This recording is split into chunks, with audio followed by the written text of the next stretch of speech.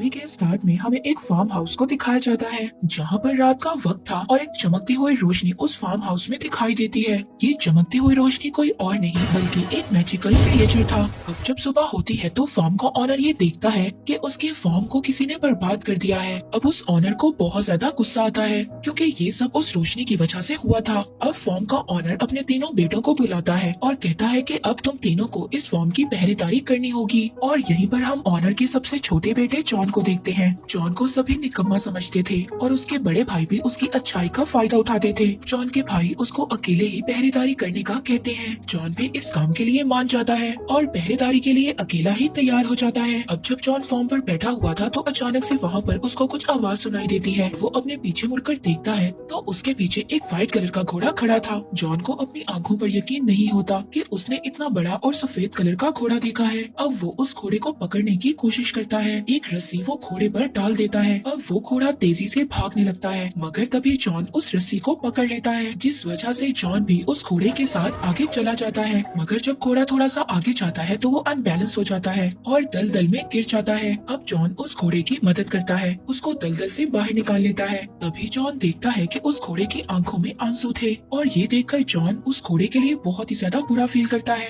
John उस घोड़े से ये प्रॉमिस लेता है कि आइंदा वो घोड़ा उनके फार्म पर नहीं आएगा। जिसके बाद वो घोड़ा जॉन को शुक्रिया कहता है और वहाँ से चला जाता है। उसके बाद जॉन भी अपने घर आ जाता है। अब जॉन को दोबारा अपने फार्म से कुछ आवाजें आती हैं। जब जॉन वहाँ पर चेक करने जाता है तो वहाँ पर जाकर वो हैरान हो जाता है। वहाँ पर 2 घोड़े बंधे हुए थे। अब इससे पहले जॉन वहाँ पर कुछ समझ पाता उसको एक आवाज बताती है कि ये तुम्हारे लिए एक गिफ्ट है। जॉन जब पीछे मुड़कर देखता है तो उसको एक छोटा घोड़ा नजर आता है जो कि उसको बताता है कि मेरा नाम फॉल है। असल में फॉल उस घोड़े का बेटा था जिसको जॉन ने रात को बचाया था। फॉल जॉन को बताता है कि मेरी मदर तुमसे बहुत ज्यादा खुश है इसीलिए उन्होंने तुम्हारे लिए ये गिफ्ट भेजा है। जॉन ये सुनकर काफी ज्यादा खुश हो जाता है। तभी जॉन को अपने फादर की आवाज आती है। अब जॉन जल्दी से बाहर आता है और अपने फादर को बाहर रखने की ही कोशिश करता है ताकि वो अंदर न चले जाएं। अब जॉन अपने फादर के जाने के बाद फॉल पर बैठ जाता है और फॉल बहुत ही तेजी से भागता है। उसकी स्पीड को देखकर जॉन बहुत ज्यादा हैरान हो जाता है। अब एक जगह पर पहुंचकर फॉल सीटी बजाता है। अब फॉल की सीटी को सुनकर स्टेबल में खड़े हुए 2 घोड़े भी उनके पास आ जाते हैं। जॉन ये सोचता है कि वो इन घोड़ों को मार्केट में ले जाकर बेच देगा। जॉन उन घोड़ों को मार्केट में लेकर जाता है तो उन शानदार घोड़ों को लोग देखकर हैरान हो जाते हैं। किसी ने भी ऐसे शानदार घोड़े कभी नहीं देखे थे। यहाँ पर काफी ज्यादा लोग जॉन से घोड़ों को खरीदने की बात भी करते हैं। अब फॉल भी जॉन को ये कहता है कि वो ये दोनों घोड़े उस बूढ़े आदमी को बेच दे।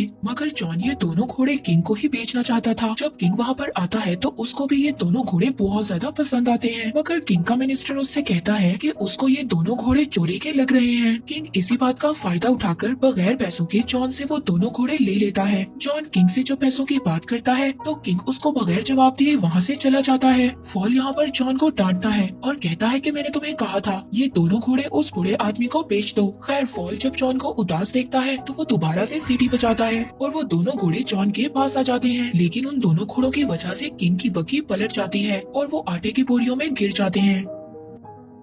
अब किंग को इस बात से बहुत ज्यादा गुस्सा तो आता है मगर किंग चैम्बर की वजह से कुछ भी नहीं कहता और वो जॉन से इन घोड़ों की कीमत लगाने का कहता है। जॉन उन घोड़ों की बहुत ही ज्यादा कीमत लगाता है जिस पर किंग के लोग उसको सजेस्ट करते हैं कि वो जॉन को अपने पास ही काम करने के लिए रख ले क्योंकि जब जॉन यहाँ पर रहेगा तो किंग अपनी बेइज्जती का बदला भी ले सकते हैं। जॉन भी उनकी बात को एक्सेप्ट कर लेता है और वहाँ पर रहकर किंग के कामों को करने लगता है। अब किंग का असिस्टेंट किंग से कहता है क्यों ना हम जॉन से एक फिनिक्स बर्ड को बुलवाएं। वो एक फायर बर्ड था और उसको लाना बहुत ज्यादा मुश्किल था। अब किंग का असिस्टेंट ये कहता है कि उसको लाना बहुत मुश्किल है और जॉन उसको कभी भी ला नहीं सकेगा और तभी आप जॉन को मौत की सजा सुना देना। अब किंग को अपने असिस्टेंट का आइडिया बहुत अच्छा लगता है। किंग अब ये सब जॉन से कहता है। जॉन भी इस बात के लिए तैयार हो जाता है। अब फॉल को जब ये बात पता चलती है तो वो जॉन से कहता है कि ऐसा करना बहुत ही ज्यादा खतरनाक है क्योंकि जिसने भी ऐसा किया है और जो भी उस बर्ड की तलाश में गया है कभी भी वापस नहीं आया। मगर जॉन ने ये चैलेंज एक्सेप्ट कर लिया था इसलिए वो पीछे नहीं हट रहा था। अब फॉल को भी जॉन की मदद करना थी इसीलिए अब वो जॉन को एक जंगल में ले जाता है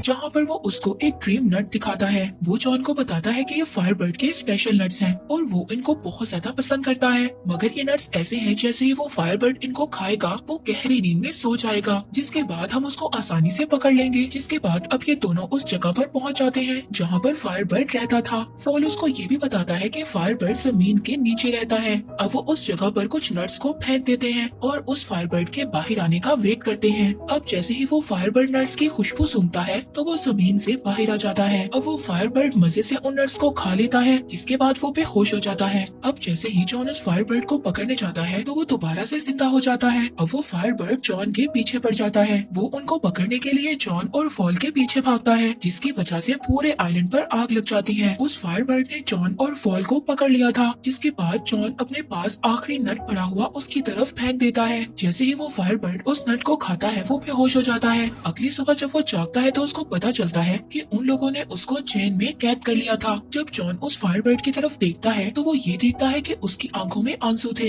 ये देखकर जॉन को बहुत ज्यादा बुरा फील होता है, जिसकी वजह से वो उस फायरबर्ड को आजाद कर देता है। जैसे ही वो फायरबर्ड आजाद होता है वो अपने पंख फैलाकर वहाँ से उड़ जाता है और जाते हुए वो अपना एक पंख जॉन को दे देता है और वो पंख हीट की वजह से ग्लो कर रहा था। फॉल जॉन को कहता है कि किंग अब तुम्हें नहीं छोड़ेगा, मगर जॉन फॉल से कहता है कि शायद वो इस पंख से किंग को ये यकीन दिलवा दे कि उन्होंने फायरबर्ड को पकड़ा था। जब वापस जॉन किंग के पास जाता है तो किंग जॉन की किसी भी बात पर यकीन नहीं करता। अगले ही दिन जॉन को मौत की सजा के लिए लाया जाता है। जॉन वो पंख निकालकर सबको दिखाता है, मगर वो पंख अब ग्लो नहीं कर रहा था और किंग जॉन को मारने का कहता है। जब किंग जॉन को मौत की सजा देने लगता है तभी वहाँ पर फायरबर्ड आ जाता है, जिसको देखकर सभी लोग बहुत ज्यादा हैरान होते हैं और वहाँ पर इकट्ठे सभी लोगों को जॉन की बातों पर यकीन आ जाता है, जिसकी वजह से अब किंग को जॉन की सजा खत्म करनी पड़ती है और साथ ही जॉन को किंग प्रमोशन भी दे देता है। इस बात पर किंग और भी ज्यादा गुस्सा होता है। अब वो अपने मिनिस्टर को कुछ और प्लान सोचने का कहता है। बहुत ज्यादा सोचने के बाद किंग का मिनिस्टर उसको एक आइडिया देता है। वो कहता है कि क्यों ना हम इस बार जॉन को एक माउंटेन की प्रिंसेस को लाने भेजें। पहले तो जॉन इस बात पर कामयाब नहीं होगा और अगर वो ऐसा कर लेता है तो इसमें आपका ही फायदा है। आप उस प्रिंसेस से शादी कर लेना, दोनों ही तरफ में आपका फायदा है। किंग को ये आइडिया बहुत ही ज्यादा पसंद आता है और वो जॉन को इस मिशन पर भेज देता है। अब जॉन उस सार माउंटेन पर पहुंच जाता है जहाँ पर वो प्रिंसेस रहती थी। वो देखता है कि माउंटेन पर कैसल के अंदर जाने का रास्ता एक बहुत ही मोटी बर्फ से बना हुआ है, जिसको तोड़ना बहुत ही ज्यादा मुश्किल था। तभी अचानक से वहाँ पर फायरबर्ड का एक पंख उड़कर आता है और उस बर्फ की दीवार में लग जाता है, जिससे वो दीवार टूट जाती है, जिससे वहाँ पर एक पानी का सैलाब आ जाता है। फॉल उसमें बहकर नीचे गिर जाता है और एक स्नो बॉल की तरह माउंटेन से नीचे गिर जाता है। जॉन अब कैसल के अंदर जाता है। उसको वहाँ पर बहुत ज्यादा लड़कियाँ नजर आती हैं और वो सभी लड़कियाँ सो रही थी। अब उनमें से असल प्रिंसेस कौन सी थी ये जानना बहुत ही ज्यादा मुश्किल था, लेकिन उस फायरबर्ड का एक पंख आकर एक लड़की के पास गिर जाता है, जिससे कि जॉन ये बात समझ आता है कि वही लड़की प्रिंसेस है। जॉन उस लड़की की खूबसूरती को देखकर हैरान हो जाता है और उसको बताता है कि उसके किंग उससे शादी करना चाहते हैं, मगर वो लड़की जॉन से कहती है कि अगर तुम्हारे किंग इतने ही ज्यादा बहादुर होते तो वो मुझे यहाँ पर खुद लेने आते। और वो ये कहकर वो प्रिंसेस पहाड़ से नीचे कूद जाती है। जॉन भी अपनी जान की परवाह नहीं करता और उस प्रिंसेस के पीछे कूद जाता है। अब फॉल उन दोनों को वहाँ पर बचा लेता है और दोनों को अपने ऊपर बिठाकर आराम से नीचे ले आता है। फॉल जॉन को देखकर ये समझ गया था कि जॉन प्रिंसेस को पसंद करने लगा है। फॉल उसको समझाता है कि अगर ये बात किंग को पता चल गई तो तुम्हारे लिए मुसीबत और भी ज्यादा बढ़ जाएगी। यहाँ पर प्रिंसेस भी सब बातें छुपकर सुन लेती है। प्रिंसेस को भी ये लगता था कि वो शायद जॉन को पसंद करने लग गई है। इसके बाद वो लोग किंग के पास वापस जाते हैं। वहाँ पर सभी लोग इतनी खूबसूरत प्रिंसेस को देखकर हैरान हो जाते हैं। अब किंग जब जॉन को जिंदा देखता है तो उसको गुस्सा तो आता है, मगर किंग के आदमी उसको समझाते हैं कि इसमें उसका ही फायदा है। अब वो लोग जॉन को प्रमोट भी कर देते हैं, मगर जॉन इन सबसे ज्यादा खुश नहीं था। उसको प्रिंसेस की फिक्र थी। अब वो छुपकर प्रिंसेस के पास जाता है। इससे पहले कि वो प्रिंसेस को कुछ बताए, किंग के लोग आकर प्रिंसेस को वहाँ से ले जाते हैं। अब किंग प्रिंसेस को शादी के लिए प्रपोज करता है, मगर प्रिंसेस उससे कहती है कि वो एक शर्त पर शादी करेगी कि अगर वो प्रिंसेस को वो रिंग ला कर दे जो उसकी दादी की थी, और वो रिंग एक समुंदर में गिर गई थी और वो रिंग जब तक उसके पास नहीं आ जाती वो शादी नहीं कर सकती। अब प्रिंसेस की बात से किंग वहाँ पर परेशान हो जाता है, मगर तभी वहाँ पर जॉन आता है। जॉन को जब किंग देखता है तो ये काम भी जॉन को कह देता है। जॉन फॉल से उस किंग के बारे में बात करता है, मगर फॉल उसको कहता है कि उस रिंग के बारे में उसको कोई भी नॉलेज नहीं है।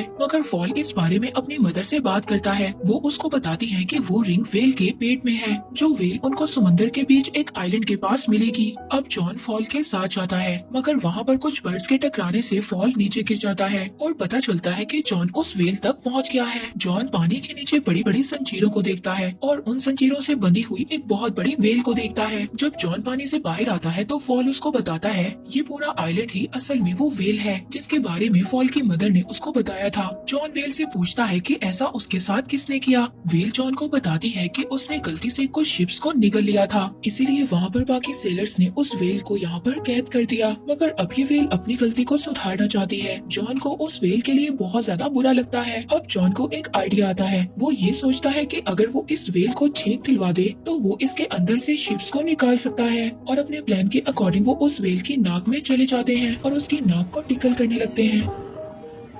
तभी उस वेल को एक बहुत बड़ी छींक आती है और वो सभी शिप्स उसके अंदर से बाहर आ जाती हैं। जिसके बाद ये वेल उस समंदर के अंदर दोबारा चली जाती है। उस वेल के जाने के बाद जॉन को वो रिंग याद आती है और जॉन उदास हो जाता है क्योंकि वेल अब जा चुकी थी। मगर तभी वहाँ पर एक क्रैब रिंग को लेकर आ जाता है और वो जॉन को बताता है कि ये वेल ने उसके लिए भेजी है क्योंकि वो वेल दिल की बातों को जान लेता है। इसके बाद वो रिंग को लेकर प्रिंसेस के पास जाते हैं जहाँ पर उनकी नजर उस फायर बर्ड पर भी जाती है जिसको किंग ने बिल्डिंग से बांध दिया था। जॉन प्रिंसेस को वो रिंग देता है जिसे देखकर वो ये समझ जाती है कि जॉन उसके लिए कुछ भी कर सकता है। उधर दूसरी तरफ किंग का आदमी फॉल को दूरबीन से देख रहा था। उसको बोलता हुआ जो वो किंग का आदमी देखता है तो उसको ये लगता है कि फॉल एक डेविल है। वो सभी लोग वहाँ पर फॉल को पकड़ने जाते हैं और इसी दौरान किंग भी उठ जाता है। वो जो फॉल को प्रिंसेस की विंडो पर देखता है तो वो फॉल को शूट कर देता है और जॉन चाहकर भी फॉल को बचा नहीं पाता। इसके बाद किंग ये ऐलान करता है कि जॉन को प्रिंसेस के किडनैप करने के जुर्म में नौकरी से निकाला जाता है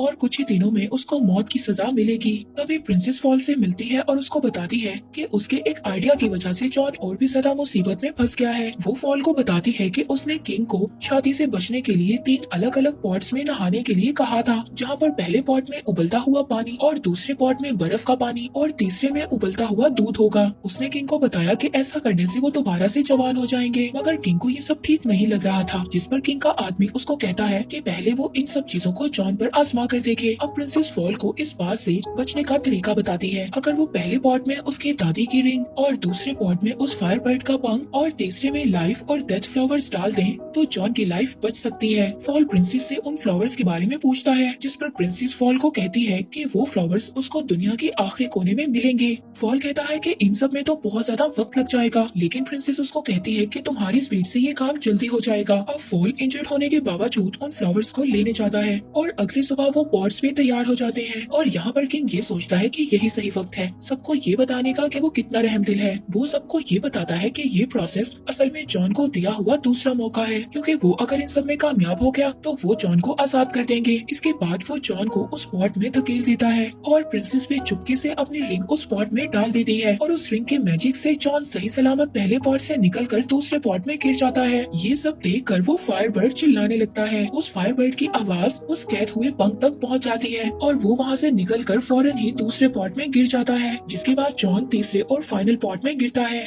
प्रिंसेस फॉल के आने का इंतजार कर रही थी। दूसरी तरफ हम देखते हैं कि फॉल उस फ्लावर तक पहुंच गया था, लेकिन उस फ्लावर को तोड़ने से पहले फॉल को ये पता चलता है कि इस फ्लावर को जो भी तोड़ेगा उसकी डेथ हो जाएगी। लेकिन इस बात की परवाह किए बिना वो उस फूल को तोड़ लेता है। उधर बाकी सब लोगों को ये लग रहा था कि जॉन मर गया है और वो सभी लोग उदास होकर वहाँ से जाने लगते हैं, पर तभी वहाँ पर फॉल आ जाता है जो कि उस फ्लावर को उस पॉट में गिरा देता है और देखते ही देखते जॉन उस पॉट से एक प्रिंस की तरह बाहर आता है। अब ये देखकर किंग भी पहले पॉट में जंप लगाता है, मगर दोबारा से जवान होने की बजाय वो एक बबल में कैद होकर वहाँ से चला जाता है। सभी लोग इस बात को देखकर बहुत ज्यादा खुश होते हैं और वो अपना नया किंग जॉन को बना लेते हैं। जॉन और प्रिंसेस फॉल को ढूंढने जाते हैं। फॉल को ये लग रहा था कि अब वो मरने वाला है, मगर प्रिंसेस फॉल को बताती है कि वो फ्लावर सिर्फ उसका टेस्ट ले रहा था। मूवी के लास्ट सीन में हम जॉन और प्रिंसेस की शादी को देखते हैं और इसी के साथ ये मूवी यहीं पर एंड हो जाती है। चैनल को सब्सक्राइब करो पहले, हाँ जल्दी करो। मुझे पता है कि आप लोग नहीं करते हो, वीडियो देखते हो लेकिन सब्सक्राइब नहीं करते। ये लाल कलर का बटन नहीं से दबाओ, जल्दी दबाओ, जल्दी दबाओ, फिर मैं शुरू करूँ। दबा दो जल्दी, दबा दिया, घंटी भी दबा देना, ठीक है।